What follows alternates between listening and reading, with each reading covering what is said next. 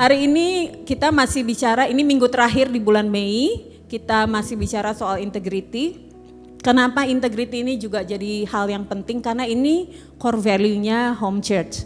Di Home Church core value kita apa? Apa core value kita?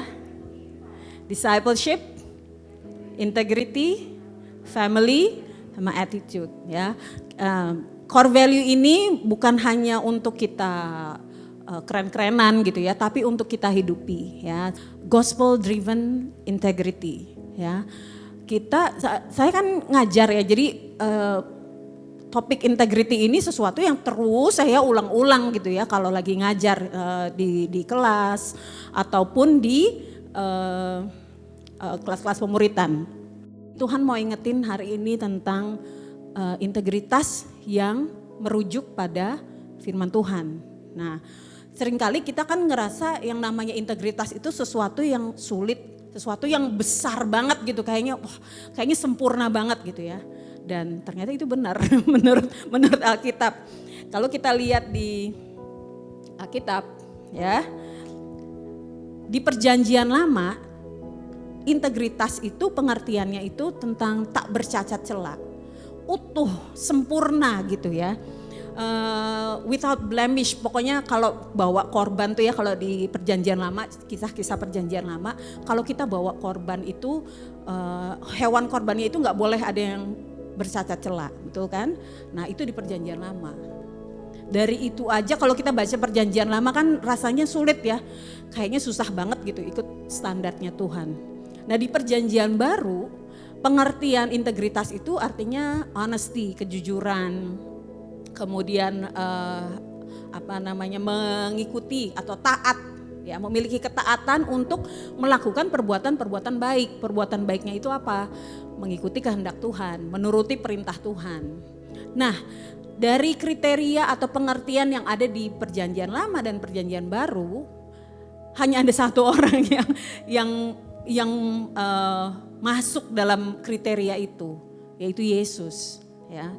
Karena dialah satu-satunya yang bisa memenuhi kriteria yang ada di Perjanjian Lama dan Perjanjian Baru ya.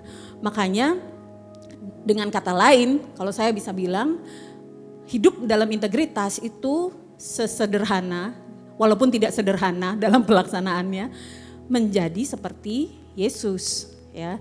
Jadi kalau ditanya hidup dengan integritas atau hidup dalam integritas itu seperti apa? Hidup menjadi seperti Yesus. Oke. Nah, ini kan sempurna. Kita mungkin semuanya dari awal banyak yang bertanya-tanya, emang bisa? Emang mampu kita? Ya.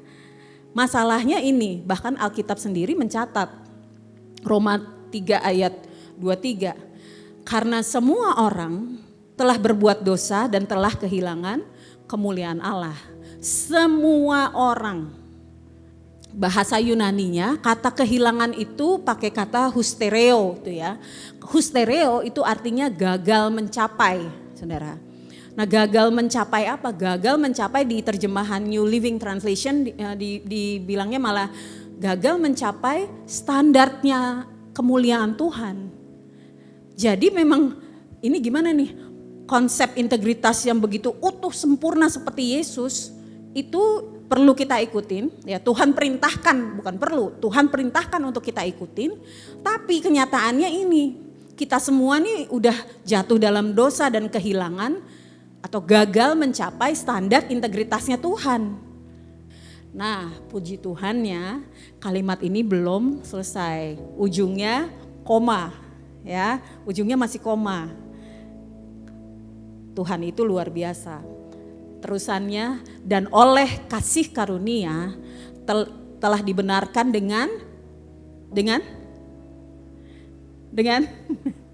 uang pangkal, dengan cuma-cuma karena penebusan dalam Kristus Yesus. Cuma-cuma itu artinya hadiah, for no good reason, for no other reason, pokoknya benar-benar cuma-cuma tuh ya dikasih gitu aja. Kenapa? Nggak apa-apa, pengen dikasih aja gitu. Kenapa pembenaran itu diberi dengan cuma-cuma? Karena tidak ada satu alasan pun yang cukup baik untuk kita bisa dibenarkan. We are never good enough Bayangkan ini keselamatan kita yang gagal itu tadi, gagal mencapai standarnya Tuhan, gagal memenuhi kriteria integritasnya Tuhan, dibenarkan loh sama Tuhan.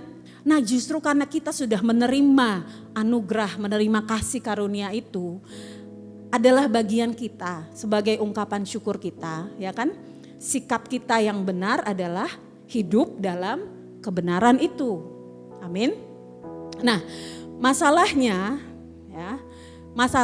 seringkali sulit buat kita, betul nggak, untuk hidup dalam kebenaran. Matius 26 ayat 41 berkata gini, berjaga-jagalah dan berdoalah supaya kamu jangan jatuh ke dalam pencobaan. Ya, roh memang penurut tapi daging lemah. Kita sudah dibenarkan, ya, udah dibenarkan. Dapat janji, dapat akses untuk menerima berkat Tuhan, dapat akses, all access loh kita, ya. Kalau kita nonton konser kan dapat all access tuh, wah bisa kemana-mana, bisa lihat, bisa ketemu artisnya segala macam, bisa ke belakang panggung, ya. Kita nih dapat all access dari Tuhan untuk terima semua janji Tuhan, untuk terima berkat yang Tuhan janjikan untuk kita. Nah, apakah kita hidup di dalamnya? Ternyata tidak semudah itu buat kita, buat manusia. Nah ini sering membuat kita sulit untuk konsisten dan komitmen untuk menghidupi integritas yang jadi standar dari Tuhan itu. Oke. Nah pertanyaannya, pencobaannya ini pencobaan apa? Ini yang beberapa waktu ini nih banyak saya renungkan gitu, pencobaan ini apa ya? Dan ternyata di Yakobus 1 ayat 14 itu firman Tuhan jelas bilang, tetapi tiap-tiap orang dicobai oleh keinginannya sendiri karena ia diseret dan dipikat olehnya. Apakah salah kita punya keinginan? Enggak kan? Bahkan banyak keinginan itu dari Tuhan. Ya, nanti kita lihat bagaimana kita bisa lihat bahwa keinginan itu dari Tuhan atau bukan. Nah, saya belajar gini, ada dari seorang psikolog ya, dari American psychologist itu, dia sharing tentang desire. Jadi ada 4 tahap keinginan dalam hidup manusia, ya. Ini menarik banget saudara, karena saya jadi ngerti, ya. 4 tahap keinginan manusia itu, jadi setiap manusia itu punya keinginan, cuma levelnya beda-beda. Kebanyakan orang itu ada di tahap yang paling atas itu ya, yang ini, saya bisa tunjuk di sini. Yang ini, ingin segalanya. Ini banyak orang punya countless desires. Wanting everything, ya, having too many desires gitu ya. Pokoknya pengen semuanya deh. Nah, orang-orang yang punya countless desire ini, yang pengen segalanya ini keinginan yang keluar dari emosi ya, emotional. Ini emotion. Jadi biasanya orang-orang seperti ini naik turun, ya. Makanya orang-orang yang cek ya, kalau kita masih punya, kok aku masih pengen segalanya ya, pengen kaya, pengen keren, pengen cantik, pengen ganteng, pengen punya mobil ini, pengen punya kendaraan itu, pengen punya sepeda mahal, mungkin pengen punya macam-macam, pengen jadi ini, pengen jadi itu, pengen pergi ke sini, pengen pergi ke sana, ya. Kalau kita masih punya segala macam sebagai keinginan kita, itu biasanya sulit untuk konsisten dan berkomitmen. Makanya sulit untuk berkonsisten dan berkomitmen untuk hidup dalam integritas. Ya. Nah, kemudian ada lagi level berikutnya, orang-orang dengan beberapa keinginan atau some desires. Nah, orang-orang ini sudah mulai bisa mencapai target buat goal sederhana dan mencapai targetnya itu, goal sederhananya itu misalnya, aduh aku pengen deh bisa traveling setahun sekali. Nah karena dia punya goal itu, punya keinginan itu, nabung mungkin ngirit-ngirit, gak jajan, gak ke Starbucks mungkin, pokoknya ada goalnya ya, mulai walaupun sedikit-sedikit mulai bisa. Berikutnya adalah orang dengan sedikit keinginan atau a few desires. Nah, orang-orang dengan beberapa dan sedikit keinginan ini orang-orang yang bergerak ya, yang memang punya passion gitu. Jadi keinginannya itu udah jadi passion karena sudah lebih terfokus ya. Nah orang-orang ini lebih fokus ya. Orang-orang dengan a few desires, orang-orang dengan sedikit keinginan ini contohnya kayak para penemu ya, Albert Einstein, Madame Curie. Itu mereka bukannya nggak punya keinginan, mereka punya keinginan tapi mereka begitu fokus. Wah, kalau nyari, saya tuh seneng nonton film-film yang sejarah ya, kayak penemu-penemu dulu di National Geographic tuh ada serial tentang Albert Einstein. Itu menarik banget karena gimana dia menghabiskan hidupnya benar-benar ngulik teori itu gitu. Nah itu contoh orang-orang dengan a few desires, udah terfokus banget. Nah ini biasanya orang-orang yang berhasil dan memang dikenal signifikan di bidangnya. Pemusik-pemusik yang legendaris itu contoh orang-orang dengan sedikit keinginan. Mereka udah fokus banget gitu. Nah yang paling atas itu adalah orang dengan satu keinginan, one desire. Nah ini ya yang disebut dengan devotion. Saya mikir devotion itu gimana ya, tadi yang kita nyanyi itu ya lagu sebelum firman ini. Itu tuh sebetulnya lagu yang menunjukkan itu, devotion itu. Orang yang sudah selesai dengan dirinya sendiri. Orang yang udah gak pengen apa-apa lagi, cuma pengen Tuhan. Ya. Ada gak orang kayak gitu? Ada saudara ya. Ada ternyata saudara, walaupun jarang. Orang-orang seperti ini nih orang-orang yang dalam, yang biasanya lebih mengenal dirinya sendiri, udah nggak nyari keuntungan pribadi, nggak nyari kesenangan pribadi, ya orang-orang yang udah nggak punya ambisi neko-neko gitu ya saudara ya, dia cuma punya satu keinginan. Nah kalau kita punya devotion itu, punya satu keinginan mengikut Yesus, menjadi seperti Yesus, nah itulah dia. Cuma prosesnya dari atas ke bawah ini saudara ya. One desire, devotion. Nah proses dari gimana kita dari emotion, terus jadi punya passion, sampai akhirnya kita punya devotion ini, punya satu keinginan ini, itu gimana caranya? Ternyata menurut psikolog ini ada dua caranya. Yang pertama meditation. Kalau kita memang menyediakan waktu berkualitas dengan Tuhan, tiap hari mau kenal Tuhan, bukan hanya sibuk pelayanan loh ya, pelayanan juga bagian dari meditation kalau kita melakukannya dengan hati yang benar ya. Tapi kita menghidupi firman Tuhan, kita menyediakan waktu untuk mengenal Tuhan ya. Kalau kita masuk dalam pemuritan ya, pembicaraan kita pun bisa jadi meditation. Pembicaraan waktu kita dalam pemuritan, kalau saudara di LCC dalam waktu share, walaupun kayaknya ngobrol-ngobrol hari-hari, ketawa-ketawa, tapi semua membuat kita semua makin kenal Tuhan, makin kenal betapa Tuhan tuh baik banget buat kita, itu meditation. Jadi meditation tuh bukan yang duduk diam nggak ngapain, iya itu juga gitu, tapi bagaimana kita belajar mengenal surrounding kita sesuai dengan firman Tuhan, oke?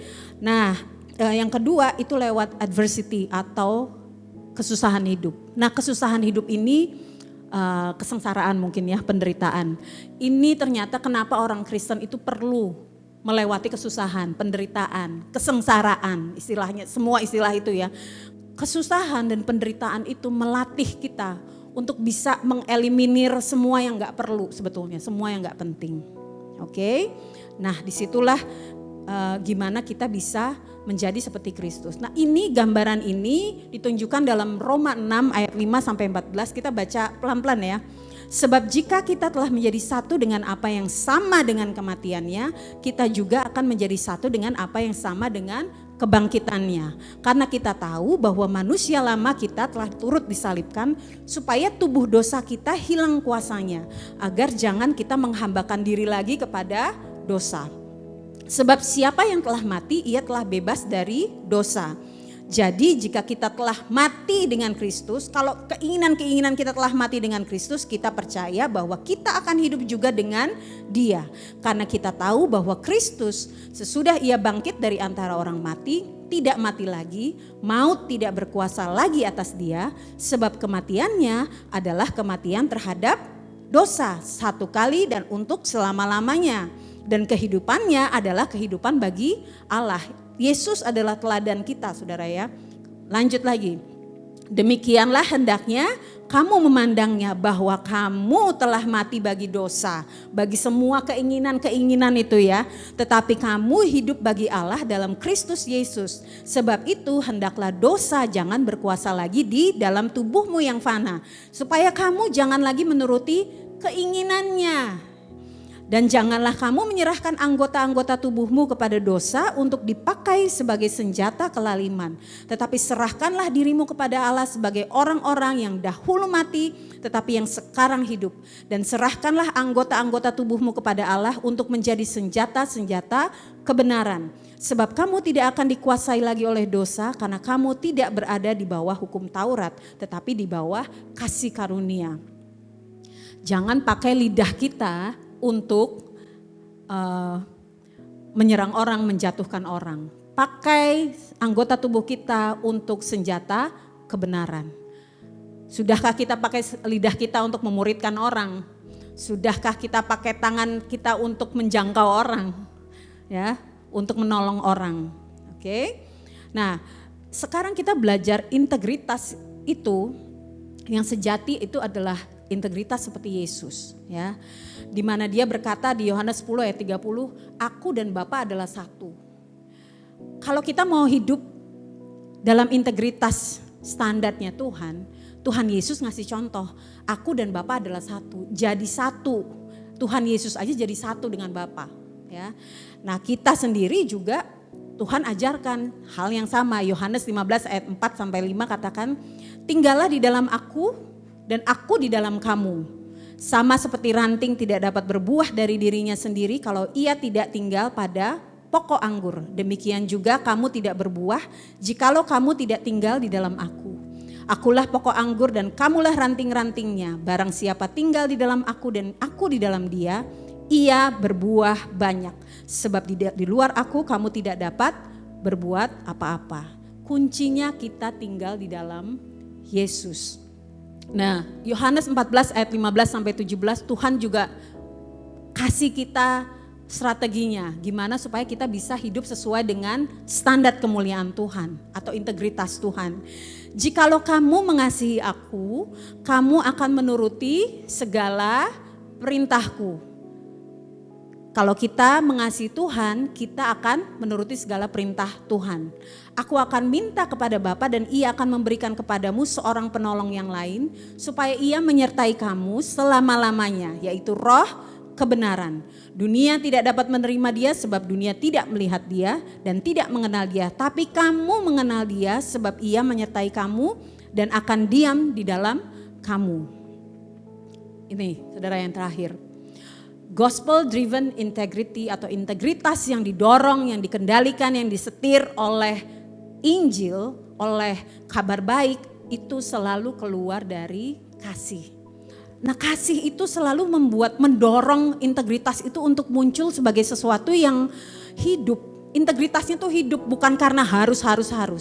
Dan waktu kita hidup dalam integritas berdasarkan kasih, kita gak gampang menghakimi orang.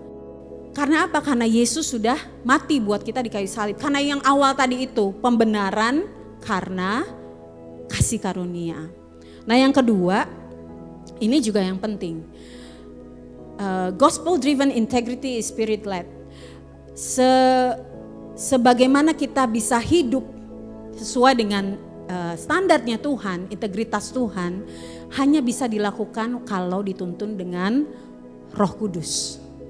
Tuhan tahu kita gak sanggup, Tuhan tahu kita gak bisa hidup dalam integritas. Makanya Tuhan bilang, aku, ya tadi di ayat Yohanes 14 tadi, aku akan minta kepada Bapa, ia akan memberikan kepadamu seorang penolong, yaitu Roh kebenaran. Yohanes 15 terakhir, Yohanes 15 ayat 8. Dalam hal inilah Bapakku dipermuliakan, yaitu jika kamu berbuah banyak. Berbuah banyak, kita bisa berbuah banyak kalau namanya buah ya, yang saya sama Semi selalu ajarin. Kalau kita bertumbuh itu, yang rasain kita sendiri ya, perubahannya, oh jadi makin baik kita rasain sendiri. Tapi kalau berbuah itu yang rasain itu kebanyakan orang lain. Kita bisa berbuah banyak, kalau hidup dalam integritas sesuai dengan standarnya Tuhan, sesuai dengan standar kemuliaan Tuhan itu. Dan dalam hal inilah Bapa kita dipermuliakan. Dan dengan demikian kita adalah murid-murid Tuhan. Ya, jadi semua proses yang tadi saya jelasin dari awal, bagaimana mengerucutkan keinginan itu jadi satu devotion, itu semua kita nggak bisa jalanin sendiri. Perlu ada orang-orang sekitar. Kita semua butuh komunitas untuk dimuridkan, untuk sama-sama bertumbuh, menghidupi standar kemuliaan Tuhan. Amin.